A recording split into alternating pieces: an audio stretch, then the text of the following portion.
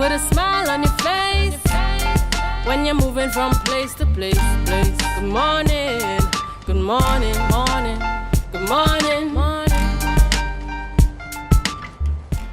Good morning and welcome back to the Tobago Updates Morning Show. As you know, it is Youth Wednesdays, so all of our conversations are youth focused.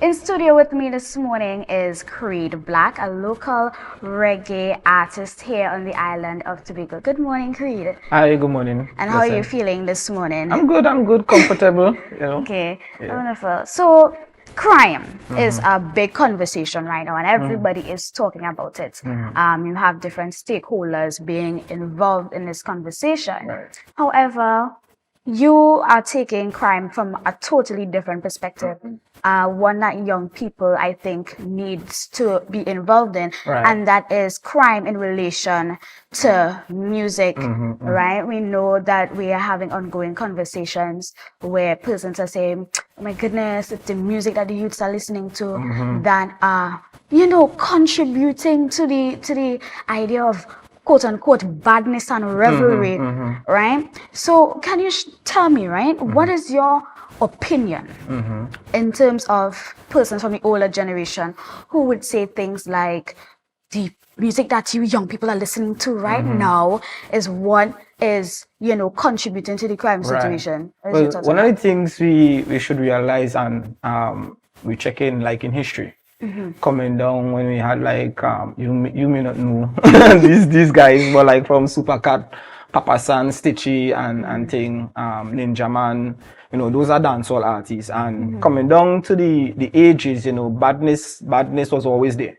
Right? Badness was always there, the concept of crime was always there, and that kind of stuff. But one of the things that the artists used to do, and that's one of the things that we're not seeing lately or within this era, is the responsibility of you bringing your offering to the public. You understand? So in regards to, it being there for over the years, is that with the artists, they used to say, okay, all right, when I talk about badness, they used to make it their duty that when I talk about badness and when I talk about gun and when I talk about anything that is so associated with crime, is basically from a lyrical standpoint. You understand? Okay. So they tend to school us, during those times. They used to school us in regards to the lyric and the content that they used to bring. Now, you're getting schooling, yes, but more from a different perspective, whereby it's more about, hey, really and truly, this is about bloodshed.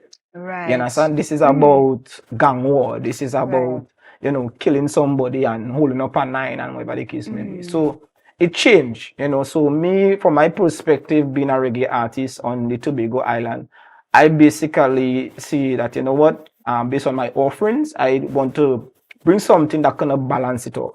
Right? Because the darkness wouldn't go away. It'll be real. It wouldn't go away. You still need the light in regards to that. So basically, based on the type of content I will bring, is basically to bring awareness for people to search themselves, do some introspection, and let's see if we could be able to make the place a better place. I know that you spoke to bloodshed, right? We have a genre of music that is emerging or has been emerging for quite some time, which is Trinidad, right? I think it's probably something similar to Jamaican dancehall. And what I have been noticing is that in a lot of these music videos, you have props and guns and stuff portraying a lot of criminal elements. And I think that, even though there are disclaimers saying that the props here are not used, you have a lot of young people who are claiming sides, right? So you have, okay, I listen to 6 music alone, or I listen to 7 music, right? What do you think about young people, right? And their, role in this, basically supporting these artists in terms of claiming these numbers and, being, interested in such quote-unquote violent music? Well, as I said before, with the history, we growing up within the 80s and the 90s, 80s children, right? As I said, the badness was there. But as I say, one of the things that we had in regards to our upbringing was our, as I would say, our first government, which is parents, right? That is the first government all of us meet up when we're born, right? The government of parenthood. So in regards to that, even though the music that was there and so forth, sometimes, you know, what our parents used to say, okay, you had to understand where this person coming from. Listen to the story, understand where they're coming from in regards to that.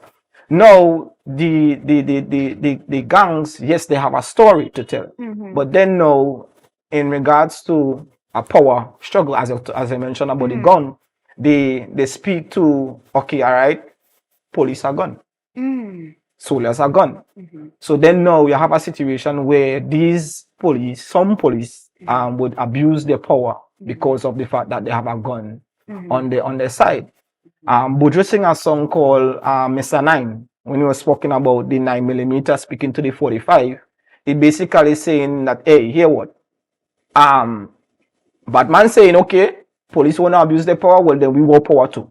So they go on and gravitate to the gun because they in their mind they you know, because the foundation was kind of shaky for them, right? And I'm talking about parenthood, shaky for them, not getting the proper upbringing, not getting the proper guidance and that kind of stuff.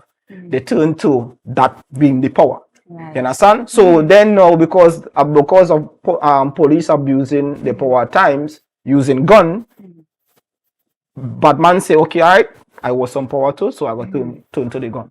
It just basically, as a society, we need to really sit down and listen to the stories of these young men and see how we could be able to counteract it. And the best way, as I say, is me bringing some positive vibe to it and really endorse that, because the positive vibe will be real. It will really get endorsed. Right, you know? correct. Yeah. And in terms of talking about this positive vibe, a lot of people, as I mentioned before, would say that the music is the cause of the crime. But do you think, from a different perspective, that the music that is being portrayed is a reflection of the lifestyle that, you know, many of these people are living, or is it a cry for help? To use the music as the totality for crime is, for me personally, and to be honest with you, is idiocy. Right? It has some contribution because of the fact that we tend to take a lot of things literal. Because sometimes a man may speak from a perspective of that may sound like crime related, but he may be talking from a perspective of pain. But because we misunderstand where he coming from, we literally figure, okay, so him to go out and shoot a man, you know? So the aspect of us operating with, you know, the assumption that is all crime, because I hear poets like spoken word artists and things speak on crime and talk about take out a matic and whatever the case may be, and it's only related to the situations, the problems, the things that they're gonna face in life and whatever the case may be.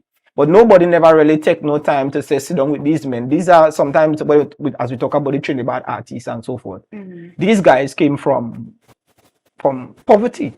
Right. You understand? So to make it totally surrounds music, that would be unfair. You understand? Buju sing some songs that put in, like I talk about the 9 Mr. 45. Man would have take that literally and want to go out and shoot, but it wasn't put into that. Right. So sometimes we misunderstand certain things, and music is left for interpretation. Right. You know, so it's not fair to literally, you know, try to take control of another man's life, but to sit down and say, hey, look, we had these guys. I've never seen anybody else, unless they had to go to promote their music, really sit down and have a conversation with these guys. The real problem I would see is starting from the foundation, parenthood. You understand? We have as a parent, we have we have to guide our children. You understand?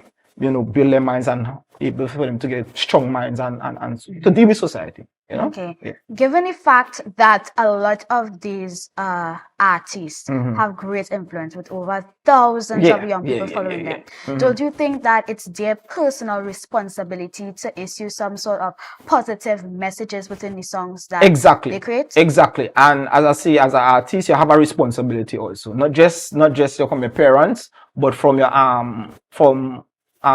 from you as a creator or a creative, right? You have to understand that here what I had to know that, okay, what I put in out there, it's either gonna strengthen the people or weaken the people.